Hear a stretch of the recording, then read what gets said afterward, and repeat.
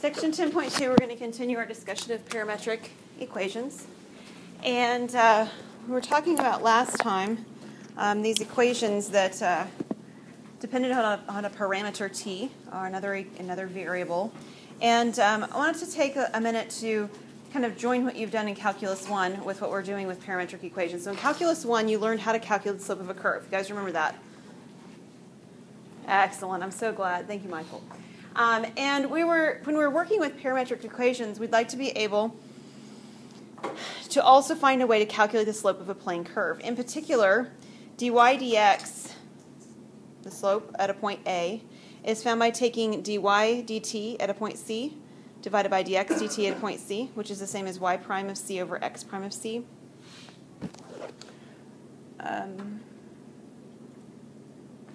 This is missing on this slide. I'll write this in. This is where A equals x of C. We'll need that when we work with one of our problems in particular. And this formula looks just fine as long as the denominator is not 0, right? You have a denominator of 0, we're going to have some problems. So in the case where you actually have the numerator equal to the denominator and they're equal to 0, then we define the slope as the limit of these values. So the limit of dy dt over dx dt as t approaches c, provided the limit exists. Now for the most of the time, that first definition will work just fine. Obviously, this is the special case scenario, right? The one place in time when this is going to be useful is when x prime and y prime are both 0.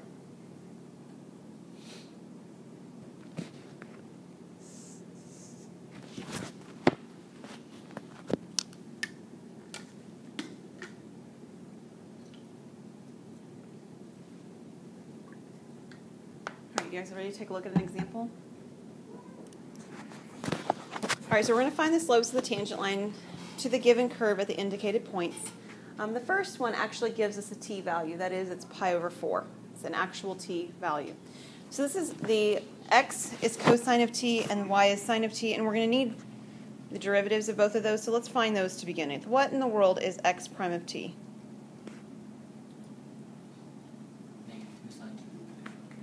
Is it negative? Some of you said negative, yeah? Negative 2 sine of t. I'm sorry, sine of 2t. Does that look good? How about y prime of t? Right, that one's the positive 4 cosine of 4t. You know you did those basic skills quizzes for something, right? They're coming back into play. Yeah? All right. And so what we're going to do is we're going to use this formula over here, if we don't have the denominator equal to 0, to calculate what happens at the particular point, and the c value here, which we're working with in our problem, is pi over 4. Right? There we go, pi over 4. So we're going to take a look at the slope. So dy dx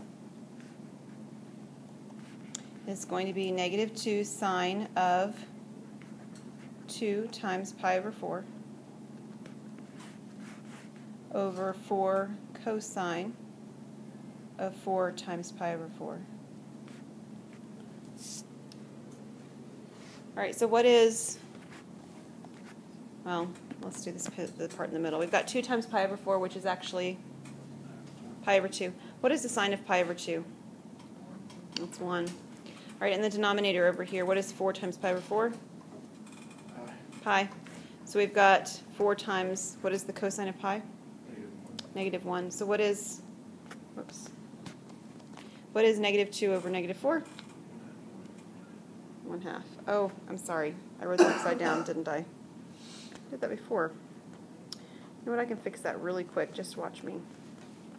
Did you guys see it? Nobody noticed I did it. Or if you did, you didn't stop me. It's your fault as much as mine, right?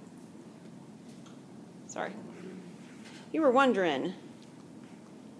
All right, let me fix it. Can't seem to get that to stick.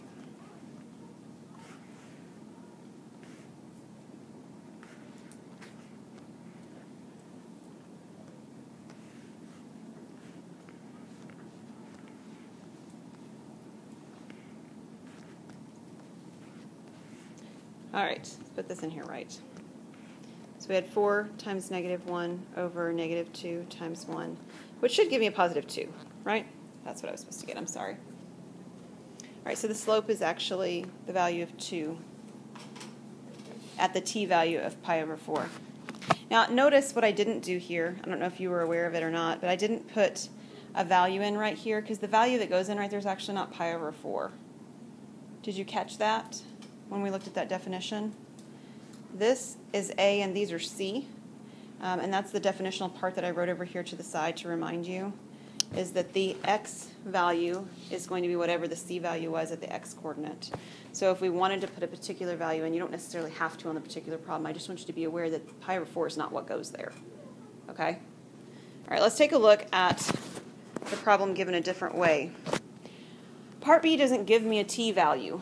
It actually gives me an xy coordinate pair, which is a much more difficult way to start the problem. If I'm given the t value, I just plug the t value in, just like we did. Very simple, very clean. So what in the world am I going to have to do when I'm given an xy coordinate pair?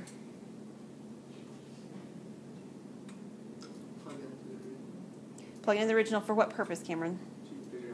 To figure out t.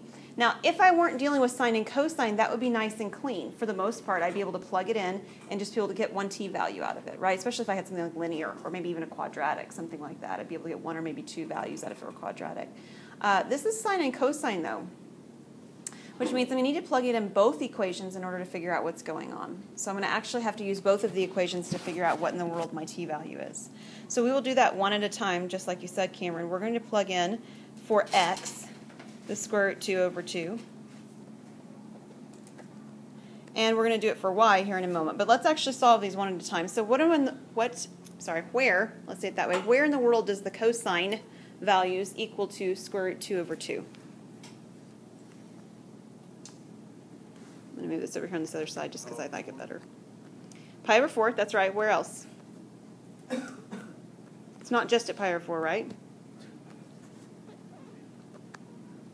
Okay, so at pi over 4,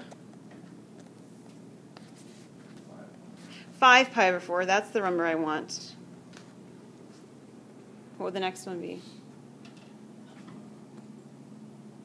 9. I think it'd be 7. Are we counting by, or 9, you're right. I'm sorry, I wrote the wrong one down. Yeah. Cosine values. Are we getting the right quadrant here? I'm feeling like I'm missing something. Is it 5?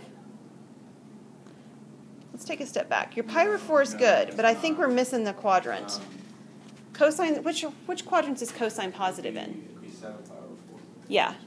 So in quadrant 1 and in quadrant 4, the cosine values are positive, right? So we'd have pi over 4, we'd have 7 pi over 4 would be my next one. What's next? If I wanted to continue, we'll do a couple more just for the sake of having. I would have the 9 pi over 4 that you mentioned before. The next one would be what?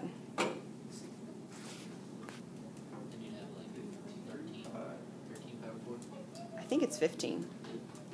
Am I thinking right? Somebody add that for me, yeah? Okay, so this is going to continue. All right, but this happens when the angle to t is equal to this. So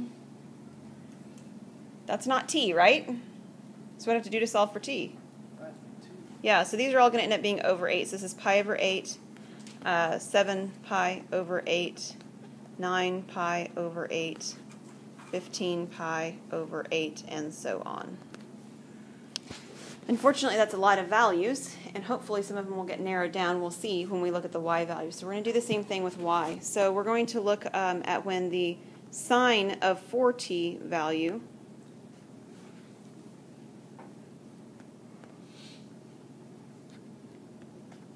is equal to 1. So when does sine equal 1? That's actually easier than the last problem.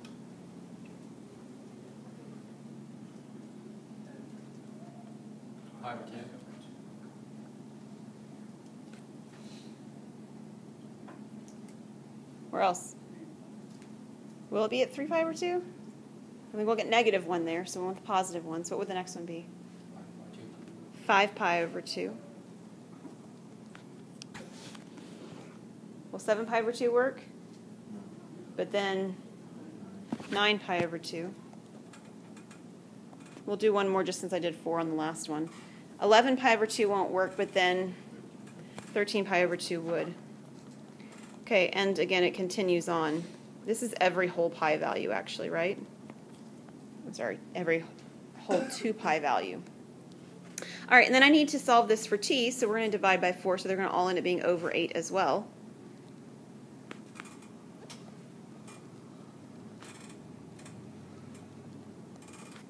And I contend that those lists don't quite match, but they do have some things in common. So what's in common in both my lists of t equals?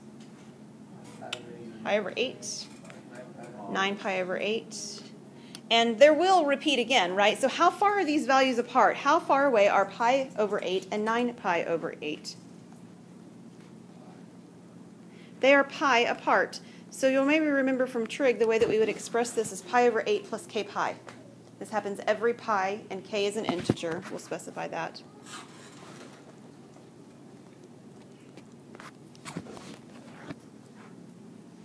So this is our t value, and it feels a little bit awkward, but it's not that bad when we actually start to solve with it. Ready to take a look? Now you had already found on the previous slide the derivatives over here, right? Whoops. So we're going to use these derivative values.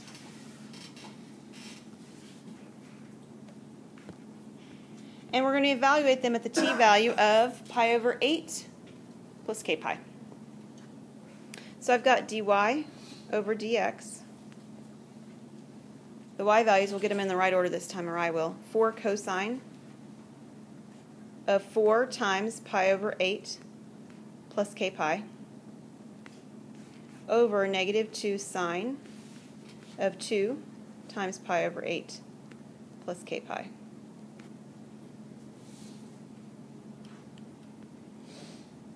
All right, so we're going to simplify what's inside of the parentheses first. What is 4 times pi over 4 plus k pi going to be?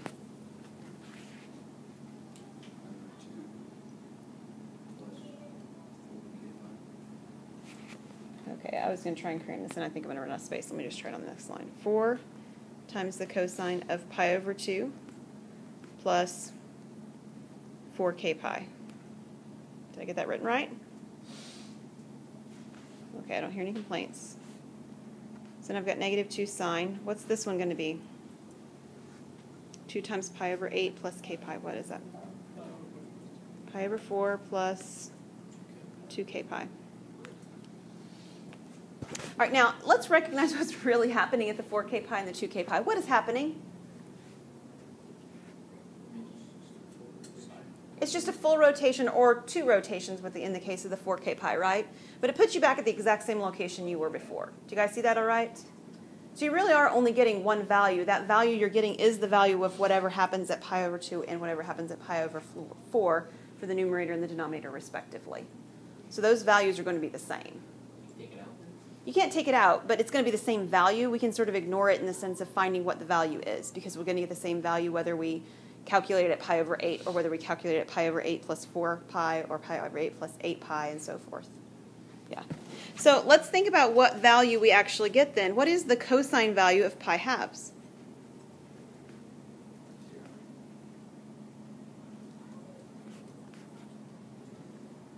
And what is, I know that's going to give me the whole thing 0 as long as the denominator is not, but what is the sine value of pi over 4? Square root 2 over 2. So what we really have is we really have 0 over negative square root 2, right? Which is going to give me 0. So we end up getting 0 after all of that work. It's a lot of work to get 0, I'd say.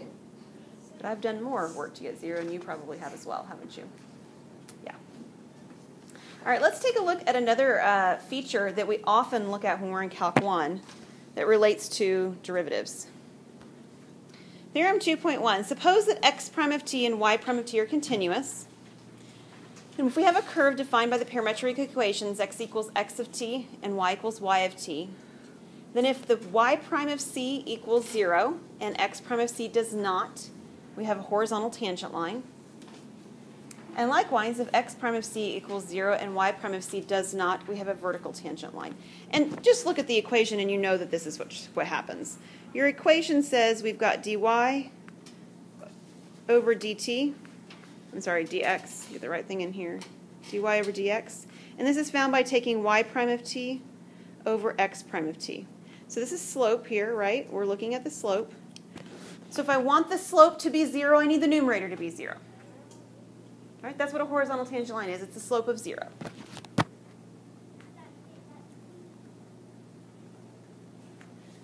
So if I want my slope to be 0, I want my numerator to be 0. So y prime of c needs to be 0.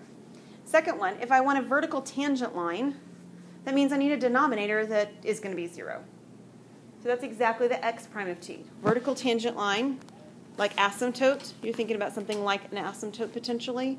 This is going to give me a place, at least in terms of functions, that's what we were dealing with. This is going to be a place where the denominator equals 0.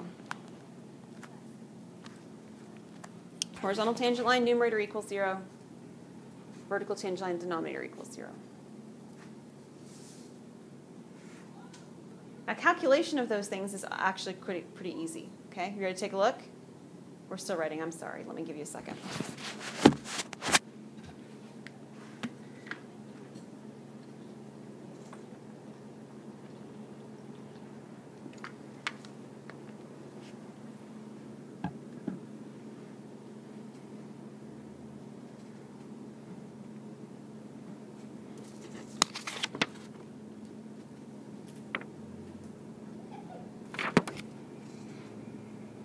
Okay, did everybody get finished? Okay, great. All right, so let's take something that's not a trig function, variety, you know. We're going to identify all the points where the curve has A, a horizontal tangent line, and B, a vertical tangent line. So to identify points where this happens, we're going to have to identify the t value, and then once we find the t value, we should be able to calculate the x and the y, right? Make sense? Okay. When I'm working with this, though, this all hinges upon derivatives, agreed? So we're going to start out just by taking the derivatives of both of these things. So what is the derivative of the x equation in terms of t? 2t. That one's a nice clean one. How about y of t, y prime of t? 4t cubed minus 4. Everybody good so far? All right, so we're going to do this in order. A is a horizontal tangent line. So if I want the horizontal tangent line, what am I supposed to let be equal to 0? Y. This is when the y prime of t equals 0. Well, my y equation was y prime was 4t cubed minus 4 equals to 0. Be careful when you're dealing with polynomials, of course. It is possible to move the negative 4 to the other side and solve this particular one. That doesn't always work, and sometimes you lose values if you're not careful. So I'm going to do it with factoring because that always will work, just to be careful. First of all, the 4 doesn't matter, agreed? I can factor out the 4 or divide by 4, however you want to think about it. All I really care about is the t cubed minus the 1. Do you remember how t cubed minus 1 factors?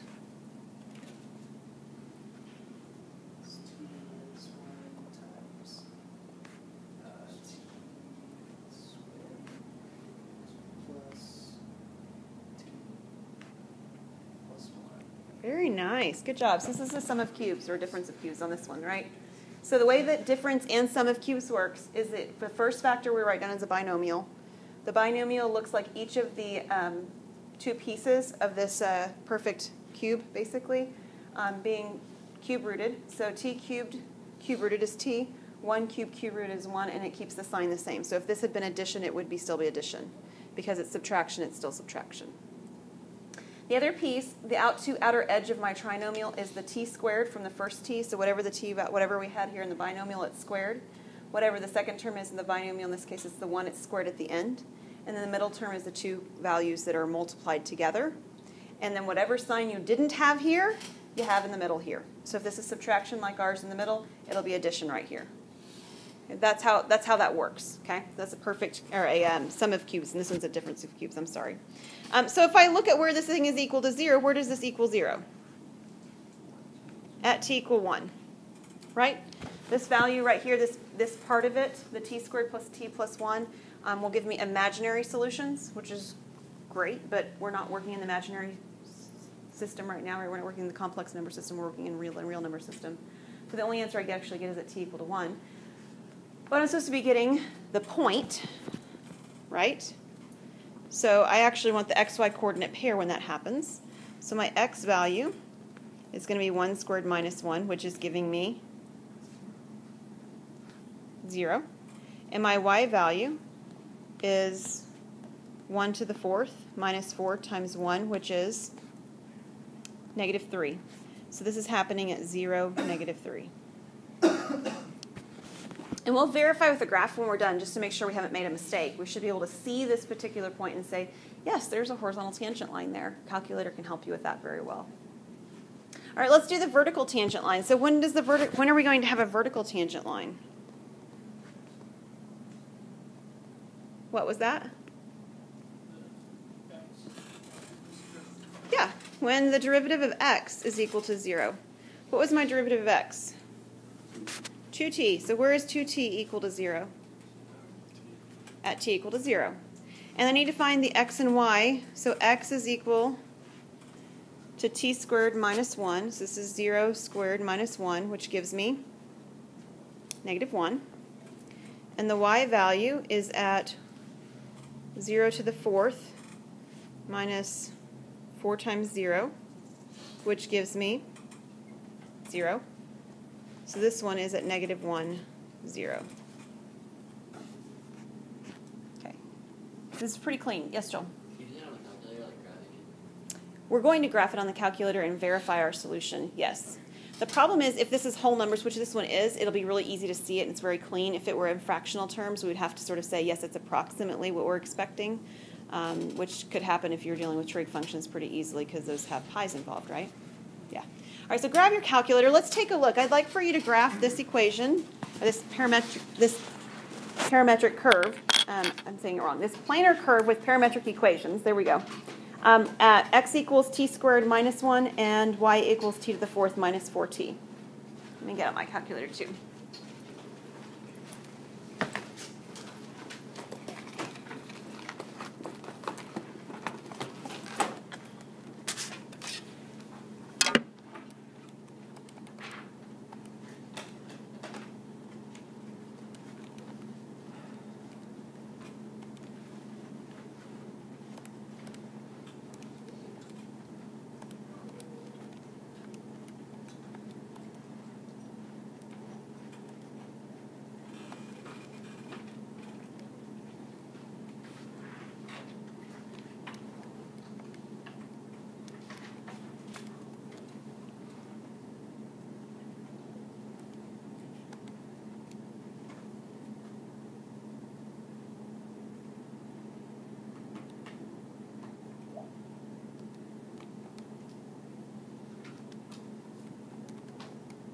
So I'm playing with my screen. I don't know if you guys are as well. Oops, that didn't work quite right.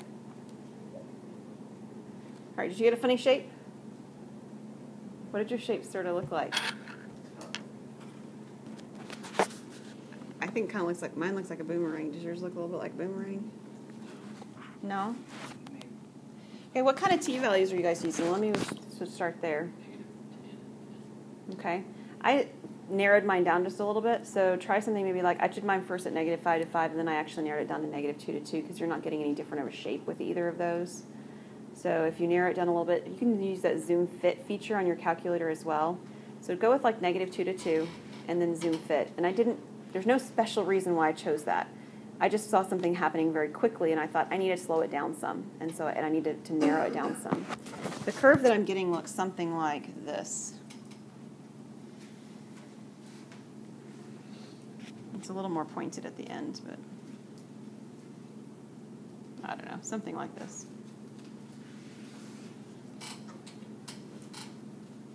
It's not quite so flat where I was actually drawing it flat right in here. It's not really flat right in there. These two locations are the two locations that we're finding in your calculator. The one on the left is the vertical tangent line, correct? If you were to draw a tangent line there, it would be vertical.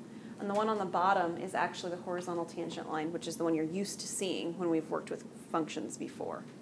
And if you take a look in your calculator, if you've got it set so that it's a nice screen, and mine actually set it for me, and sure enough, on the left-hand side, it is at negative 1, 0. And on the bottom of the graph, it is at 0, negative 3. So it actually corresponds to exactly what we found. this was actually at -1, 0, and this one is actually at 0, -3, which is what we found. Any questions on that one?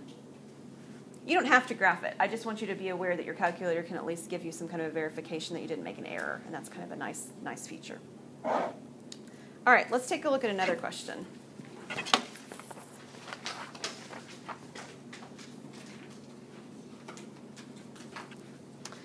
All right, so we're going to talk a little bit about something called speed and how it relates to velocity.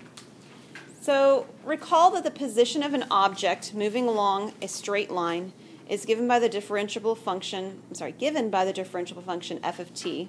We can find the object's velocity by taking f prime of t. Okay, so if we have the position, we can take its derivative, and when we take its derivative, the derivative is velocity, right? So the situation with parametric equations is completely analogous. If the position is given by x of t, y of t for differentiable functions x of t and y of t, then the horizontal component of the velocity is given by x prime of t, and the vertical component is given by y prime of t. So we can find each of the individual components by taking their individual derivatives. Seems reasonable.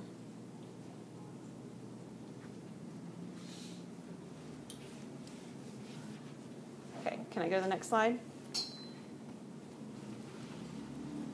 Then we can define speed to be the square root of x prime of t squared plus y prime of t squared. I'll read the note in a second, but let's just pause right there and think about, you know where that formula came from. What is that formula? Pythagorean theorem, or you might remember it as the distance formula, and those two things are the same thing. So that's where that's coming from, right? So the idea is coming from basically a triangle.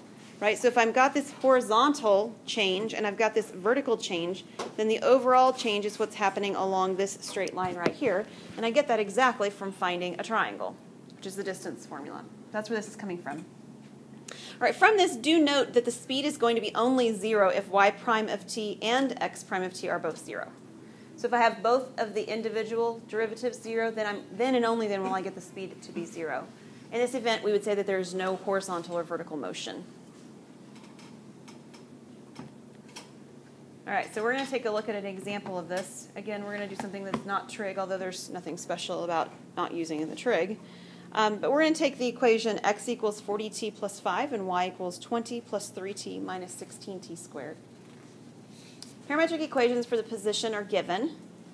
We're going to find the object's velocity and speed at the given times and describe its motion. So when it's talking about the velocity, it's talking about the horizontal and the vertical components. Okay, so that's what this is referring to. This is the horizontal and the vertical components. Well, that was interesting. That was not what I wanted to do. Let's try that again.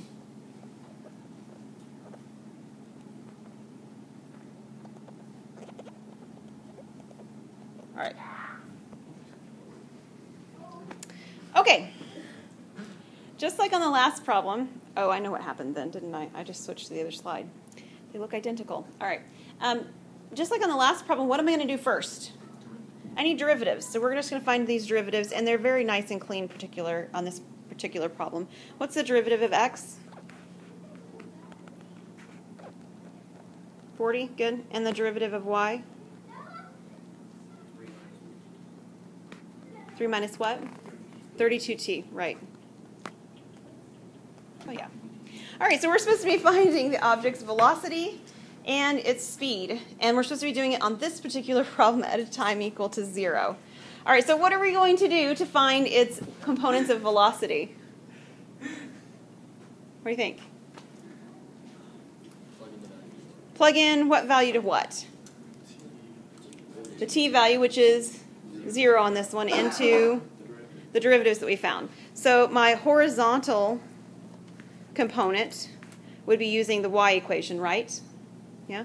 So this would be finding y prime of 0. So what is y prime of 0 going to be?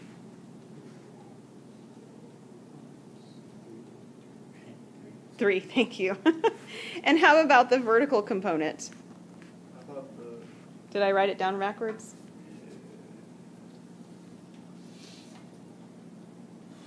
I did write it down backwards. You're right. Let's make sure that that's actually correct. Can you grab your book? Okay, so let's switch these so that they're correct. Thank you.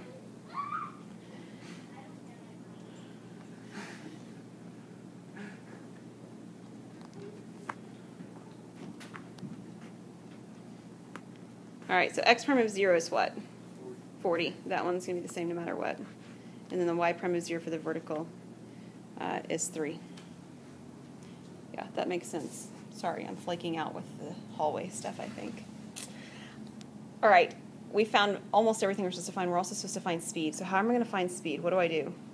Take the second derivative. Nope, we don't need second derivatives. It's still first derivatives. We use that equation with the square roots, right? And we use the components that we just found. Agreed? So I'm going to find the 40 squared, plus the 3 squared. I'm going to find their sum, and then I'm going to square root that. And as a general statement, this is not going to be a perfect square. So we are going to approximate our answers to 2 decimal places. Yes? Can you use, it says in the equation, use x prime of t equal to t. Oh, it's like, Are you good? yeah, I was thinking t was 2, but that's actually. Yeah, 2 in the next problem. You're right. All right, so somebody find a value for us. Take your calculators. Do 40 squared plus 3 squared, and then take the square root for me and tell me what you get with 2 decimals. 40 point, what was that, Caleb? 1,1. Excellent. And of course, if we were working with a problem that had context, we would use units with that. Okay. This one doesn't. Okay, let's do the same thing then at t equal to 2. I already have my derivatives. They don't change, at least not in their terms of x when t is the variable still. So what do I get for my horizontal? Yeah, x prime of 2. This is still 40. That one doesn't change. How about for my vertical? Negative what? Negative 61. Does that sound good to you guys? I think that's what I have as well. All right, and then my speed will be the 40 squared, and it's 61 squared. I'm going to ignore the negative because when I square things, it doesn't really matter anyway. What do you get when you do 41 squared plus 61 squared, and then you take a square root? 0.95. Excellent. 72.95. Any questions on that? All right. There's one more component that we're going to take a look at in this section, and this is going to be area enclosed by a curve. Now, we saw a curve that had this sort of a conditions on it last time. Do you remember we did the circle that looked like an oval in your calculator? Do you remember that one? We didn't actually specify that it had to start and stop and it didn't keep going around. In fact, we said that if t kept going, it would keep going around the circle. We actually have that condition sort of built into the definition here. So we have parametric equations, x equals x of t and y equals y of t. And the t value only goes from c to d so that it never overlaps itself, so we don't have any figure 8 kind of things or any of the cool diagrams that you were looking at the end of the last section. It actually may look like a circle. It could look like an oval or something like that. But the first point and the last point are the same. All right, so the points at C and the point at D actually end at the same location. So when we were doing our circle, it would have gone in circle, but all the way around one time, for instance. Okay? And it doesn't intersect itself. I already mentioned that. Initial and terminal points are the same. And we have 2 different equations for the area. And it depends on whether it's clockwise or counterclockwise. They don't really differ all that much except for in their signs. Do you guys see that? So if you're going clockwise, you've got the integral from c to d of y of t, x prime of t dt. But if you're looking at the counterclockwise one, it's the same formula with a negative in front. This is the only difference. Right? And they're actually giving you 2 different formulas that calculate this. You don't need both of them for any particular problem, right? But as you're aware, when you're working with integration, sometimes it's nice to take a derivative of something, and sometimes it's not. And sometimes what you have, you're taking an antiderivative of, is nice and workable with, and sometimes it's not. So there are different options, different varying options that you have when you're working with this particular problems, these particular types of problems. You guys good so far? Get those written down? Cameron's still writing.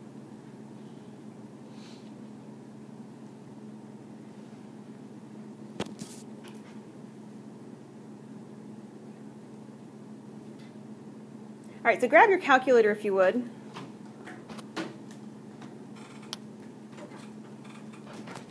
I would like for you to graph this one because we need to know whether it's going clockwise or counterclockwise. And the easiest way to do that is to graph it. Agreed? You can see it very quickly.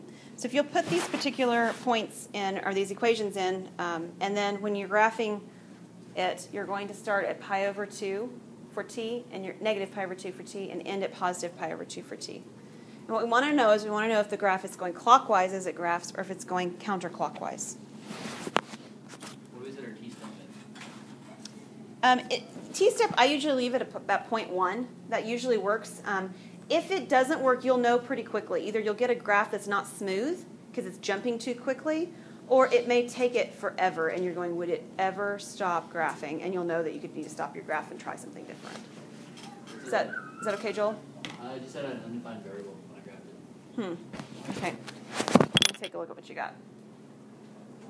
Oh, you're working with the 89. What am I supposed to do with that? Oh, my goodness. Who else has an 89? Who's not on that? Is it clockwise? Yeah. All right. You may have to research on how to do that. Yeah. All right. So Nathan says clockwise, and I heard some other people agreeing clockwise.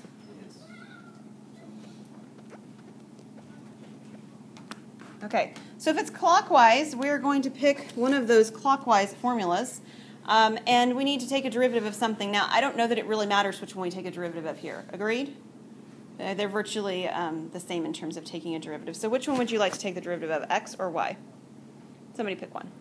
Y. Y. All right, thank you. So what is y prime of t? Now you get to practice those derivative skills. That's going to be part of it, but this is what rule is the overarching rule we're using? Product. Thank you. It's a multiplication. It's a product rule. So when you do a product rule, right, you have to do the first times the derivative of the second and the second times the derivative of the first or some variation of that. Agreed? All right, so the first one would be, I'm going to just rewrite the first piece, t. What's the derivative of cosine? Negative sine. So this is negative t sine t. And the derivative of t is 1, and then times the cosine of t. So write the 1, don't write the 1, whatever you like.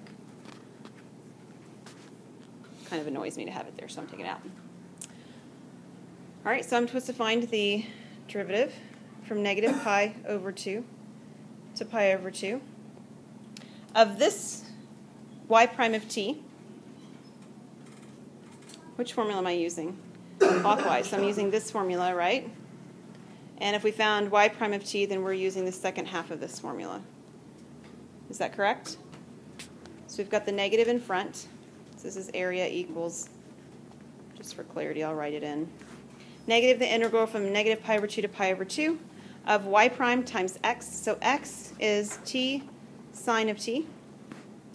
Y prime is negative t sine of t plus cosine of t dt.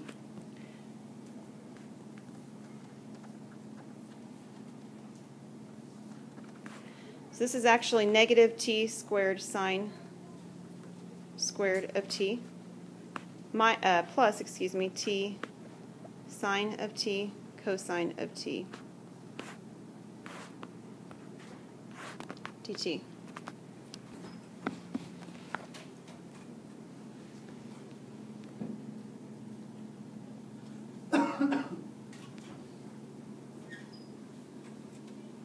You know what we're going to do?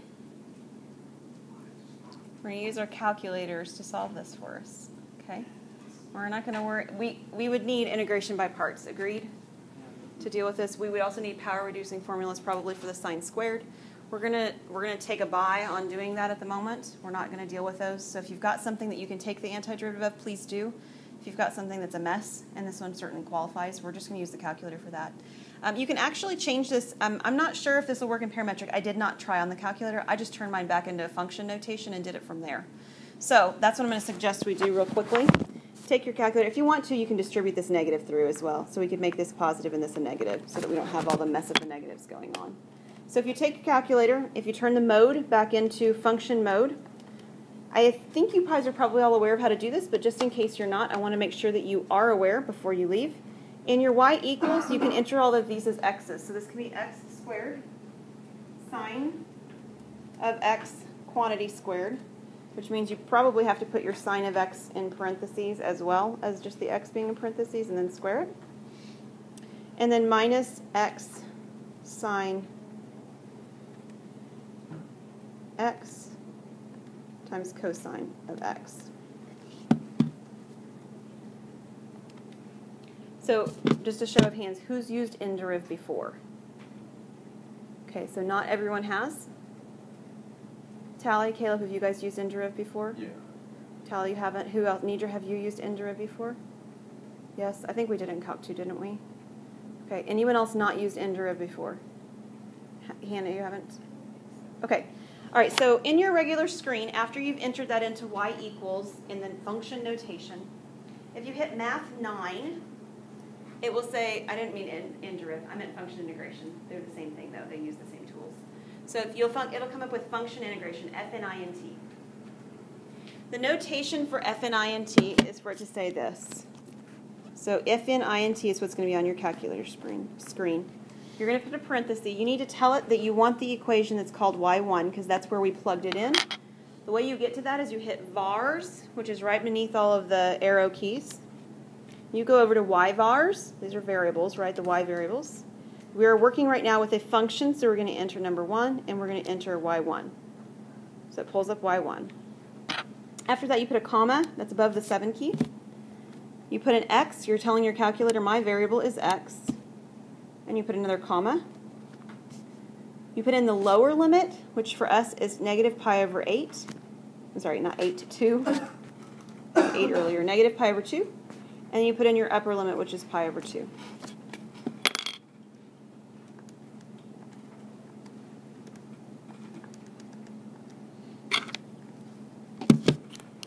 Hit enter. And we're going to write down the approximation to 2 decimal places. What'd you guys get? This will tell us if we all entered it right. That is what I have as well, James. You got a 1.29. Did anybody not get a 1.29? Did anybody not get anything yet? Like you're not getting the pieces. All righty.